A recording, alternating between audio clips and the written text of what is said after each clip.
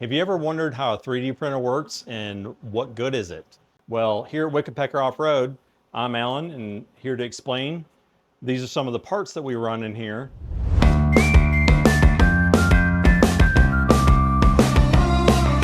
So these are the pins for the anchors on the stock wheel center caps, printing in this machine right here, and there's a sheet of about 200 of them that print at a time.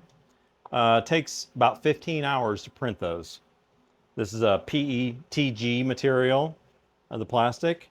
Over here, we have a Key X-Max 3, and it is making, right now, the base plate for the 1-gallon Rotopacks.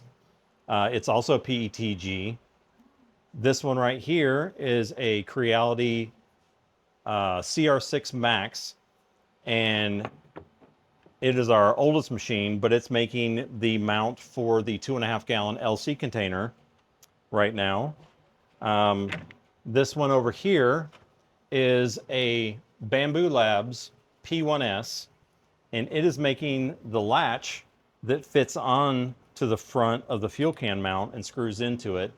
This is made with ASA. It's a very strong material. The PETG handles the heat and flexibility.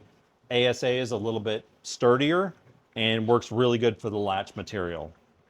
And this one over here is another X-Max 3, just like the other one, also making a 1-gallon Rotopacks mount. So if you want to see any of these products, visit us at wickedpeckeroffroad.com or see us on Instagram, YouTube, or Facebook.